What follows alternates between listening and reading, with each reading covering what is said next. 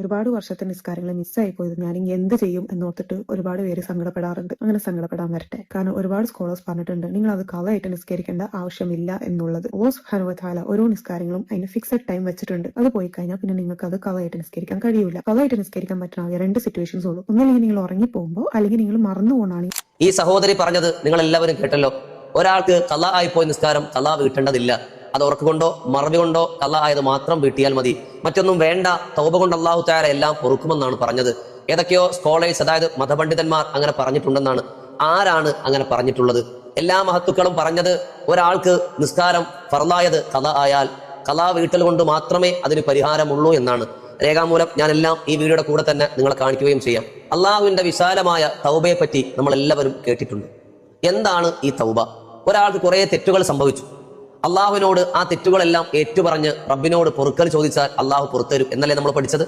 എന്നാൽ തൗബ ചെയ്താലും സ്വീകരിക്കാത്ത ചില കാര്യങ്ങളുണ്ട്. അതായത് വ്യക്തിപരമായിട്ടുള്ള ചില ആൾക്കാരുമായിട്ടുള്ള ഇടപെടലുകൾ, അതുപോലെ തന്നെ നിസ്കാരം, നോമ്പ് പോലത്തെ വിഷയങ്ങൾ, അങ്ങനെയുള്ള അള്ളാഹു തആല നിർബന്ധമാക്കി കുറെ ആരാധനാ വിഷയങ്ങളുണ്ട്. അതിന്റെ എല്ലാം തൗബ എന്താണ്?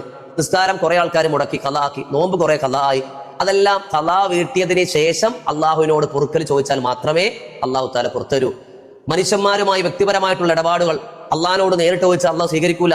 വ്യക്തിപരമായി തന്നെ അത് പറഞ്ഞ് പരിഹാരം കണ്ടതിന് ശേഷം മാത്രമേ അള്ളാഹിനോട് പൊറുക്കൽ ചോദിക്കാൻ കഴിയുള്ളൂ. പിന്നെ ഇവിടെ നിസ്കാരത്തിന്റെ വിഷയമാണല്ലോ ചർച്ച. നിസ്കാരം ഖളാ വീട്ടേണ്ടാത്ത ചില ആൾക്കാരുണ്ട്. അതായത് മെൻസസ് പോലത്തെ, ഹൈള്, പ്രസവരക്തം പോലത്തെ, നിഫാസ് വന്നാൽ ആ സമയത്തുള്ള നിസ്കാരം ഖളാ വീട്ടേണ്ടതില്ല. ഒരാൾക്ക് മനഃപൂർവ്വമല്ലാത്ത ബോധക്ഷയം സംഭവിച്ചു, അങ്ങനെയുള്ളവർക്കും ആ സമയത്തെ നിസ്കാരം ഖളാ വീട്ടൽ നിർബന്ധമില്ല. ഭ്രാന്ത് കൊണ്ട് ഒരാളെ ബുദ്ധി മറിഞ്ഞാൽ ആ സമയത്തുള്ള നിസ്കാരവും ഖളാ വീട്ടേണ്ടതില്ല. ഒരു കുട്ടി, അദ്ദേഹം പ്രായപൂർത്തിയായാൽ ആ ചെറുപ്പകാലത്തുള്ള നിസ്കാരത്തെ പ്രായപൂർത്തിയാകുന്നതിന് മുമ്പുള്ള നിസ്കാരം ഖളാ വീട്ടേണ്ടതില്ല. ഒരു അമുസ്ലിം ആയിരുന്ന വ്യക്തി പരിശുദ്ധമായ ഇസ്ലാം സ്വീകരിച്ചാൽ മുമ്പ് കാലത്തുള്ള നിസ്കാരത്തെ അദ്ദേഹത്തിന് ഖളാ വീട്ടേണ്ടതില്ല. ബാക്കിയുള്ള എല്ലാ സമയത്ത് ഫർള് നിസ്കാരങ്ങളും ഖളാ വീട്ടൽ നിർബന്ധമാണ്. ഖളാ വീട്ടുന്നതിന് രണ്ട് രീതിയാണ് ഇസ്ലാം പഠിപ്പിക്കുന്നത്. കാരണത്തോടുകൂടി ഖളാ ആയത്, ഒരാൾ ഉറക്കം കൊണ്ടോ മറവി കൊണ്ടോ ഖളാ ആയി പോയി, അതും നമ്മൾ വീട്ടൽ നിർബന്ധമാണ്. പക്ഷേ അതിനേക്കാൾ മുന്തിക്കേണ്ടത് എന്താണ്? കാരണം കൂടാതെ ഖളാ ആയ നിസ്കാരം. ഒരാളൊന്നുമില്ല, മനഃപൂർവ്വം അറിഞ്ഞുകൊണ്ട് തന്നെ എന്ത് ചെയ്തു? ഖളാ ആക്കി. അതിനെയാണ് ആദ്യം ഖളാ വീട്ടേണ്ടത്. പിന്നെയാണ് കാരണത്തോടു കൂടിയുള്ള നിസ്കാരത്തെ ഖളാ വീട്ടേണ്ടത്. പിന്നെ ആ സഹോദരി എടുത്തു പറഞ്ഞൊരു വിഷയം നമ്മൾ എല്ലാവരും കണ്ടല്ലോ. മറവി കൊണ്ടോ ഉറക്കുകൊണ്ടോ ഒരാൾ നിസ്കാരം ഖളാ ആയാൽ അത് മാത്രം ഖളാ വീട്ടിയാൽ മതിയെന്ന്.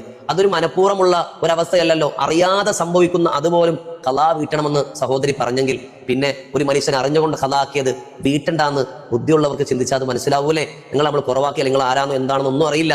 മറ്റുള്ളവരിലേക്ക് ഒരു കാര്യത്തെ എത്തിക്കുമ്പോൾ ഒരുപാട് പേർക്ക് പിഴവ് സംഭവിച്ചു പോകും. അന്ന് മനസ്സിലാക്കി തരൽ മാത്രമായിരുന്നു എന്റെ ഉദ്ദേശം.